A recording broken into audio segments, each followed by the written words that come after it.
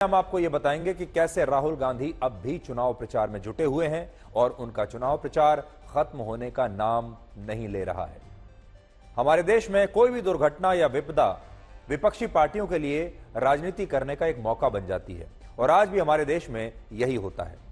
आज विपक्षी दलों के नेता राहुल गांधी सुबह सुबह 9 बजे दिल्ली से 200 किलोमीटर दूर उत्तर प्रदेश के हाथरस पहुंच गए, जहां उन्होंने उन लोगों के परिवारों से मुलाकात की जो एक सत्संग के दौरान मची भगदड़ में मारे गए थे।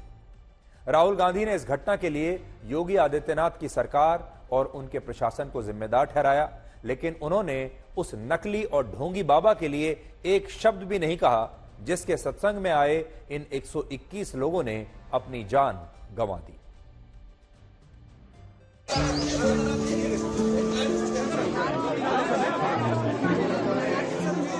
राहुल जी, क्या कुछ बातचीत?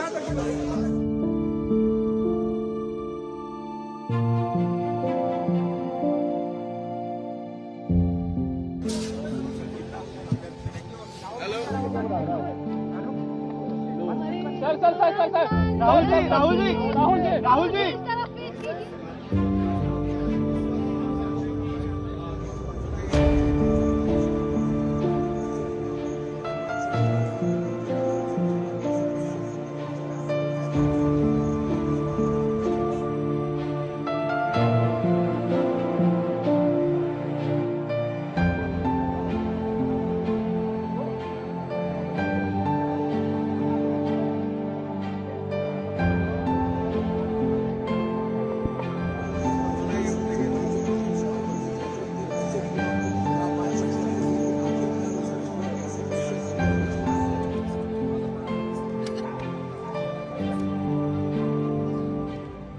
परिवार वालों से मेरी पर्सनल बात हुई, उनके परिवार के बारे में, उनके बच्चों के बारे में, माता के बारे में, वो कैसे थे, क्या करते थे, तो वैसी बात हुई है। उन्होंने कहा कि प्रशासन की कमी है। उन्होंने कहा कि जो अरेंजमेंट वहाँ पुलिस का होना चाहिए था वो नहीं था और गलतियाँ तो हुई, तो ये पता लगाना चाहिए। और शायद सबसे ज़रूरी बात कि कॉम्पनसेशन सही मिलना चाहिए। और मैं यूपी के चीफ मिनिस्टर से विनती करता हूं कि दिल खोल के कॉम्पनसेशन करें। हाथरस की घटना में जितने भी लोग मारे गए हैं वो तमाम लोग दलित समुदाय से थे और क्योंकि उत्तर प्रदेश के लोकसभा चुनाव में कांग्रेस और समाजवादी पार्टी के गठबंधन को दलितों के सबसे ज्यादा वोट मिले थे, इसलिए राहुल गांधी ने शायद ये भी सोचा होगा कि अगर वो हाथरस जाकर इन पीड़ित परिवारों से मिलेंगे तो वो इस दलित वोट बैंक को और ज्यादा मजबूत कर पाएंगे। और ये इसलिए भी महत्वपूर्ण हो जाता है क्योंकि उत्तर प्रदेश में दलितों की आबादी लगभग 20% है, बहुत बड़ी आबादी है। और ये जो आबादी है दलितों की, ये किसी भी चुनाव की जो दिशा है उसे मोड़ सकती है। लेकिन आज हम राहुल गांधी को 2 मुफ्त की सलाहें देना चाहते हैं। पहली सलाह यह है कि हाथरस के बाद अब राहुल गांधी को तमिलनाडु के कल्लाकुरिची भी जाना चाहिए, जहां 2 हफ्ते पहले 65 लोगों की नकली शराब पीने से मौत हो गई थी और ये सारे लोग भी इसी दलित समुदाय के थे। लेकिन राहुल गांधी ने इन 65 दलितों की मौत के बारे में एक बार भी अपना मुंह नहीं खोला। इसलिए आज एक सलाह तो उनको यह रहेगी कि अब हाथरस के बाद उन्हें तमिलनाडु जाना चाहिए और जो लोग नकली शराब पीकर वहां पर मारे गए थे उनके परिवारों से भी मिलना चाहिए। और जो सलाह उन्होंने योगी आदित्यनाथ को दी है वैसी ही सलाह उन्हें डीएमके पार्टी को और तमिलनाडु के मुख्यमंत्री एमके स्टालिन को भी देनी चाहिए। और राहुल गांधी को हमारी दूसरी सलाह यह है कि अब राहुल गांधी भारत के नेता प्रतिपक्ष हैं और उन्हें दलगत राजनीति से ऊपर उठकर और निष्पक्ष होकर कोई भी मुद्दा उठाना चाहिए। उनके लिए उत्तर प्रदेश के लोग और तमिलनाडु के लोग बराबर होने चाहिए और उन्हें कोई भी मुद्दा यह सोचकर नहीं उठाना चाहिए कि उस प्रदेश में विरोधी दल की सरकार है या फिर उनके सहयोगी दल की सरकार है या फिर उनकी अपनी पार्टी की सरकार है। इसलिए तमिलनाडु में और उत्तर प्रदेश के लोगों में यह भेदभाव जो उन्होंने किया यह ठीक नहीं है।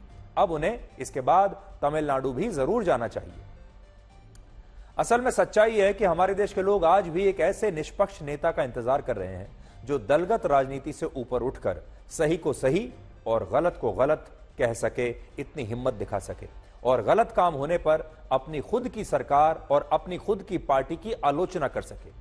लेकिन अभी हमारे देश में ऐसा कोई नेता दिखाई नहीं देता और सारे नेता ये देखकर राजनीति करते हैं कि उन्हें फायदा कहां पर है, ये देखकर राजनीति करते हैं कि किस प्रदेश में किस पार्टी की सरकार है और वहां जाने से या उसकी आलोचना करने से उन्हें चुनावों में कितना फायदा होगा या उनकी अपनी राजनीति में कितना फायदा होगा।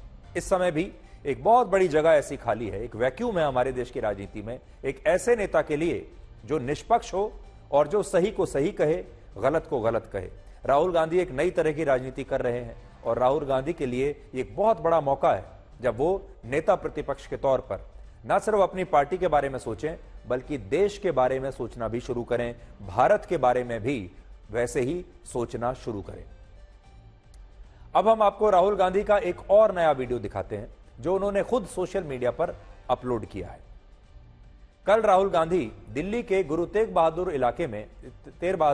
नगर इलाके में एक लेबर चौक पर पहुंचे और यह वही लेबर चौक है जहां काम की तलाश में हर रोज सुबह सुबह सैकड़ों दिहाड़ी मजदूर आते हैं और इन्हीं दिहाड़ी मजदूरों से कल राहुल गांधी मिलने के लिए वहां पहुंचे, जहां उन्होंने इन मजदूरों से बातचीत भी की और उनके साथ यूट्यूब के लिए एक वीडियो भी उन्होंने बनाया। इस तरह के वीडियो राहुल गांधी चुनाव प्रचार के दौरान काफी डालते थे, आपने देखा भी होगा और ऐसा लगता है कि राहुल गांधी का यह चुनाव प्रचार अब भी खत्म नहीं हुआ है।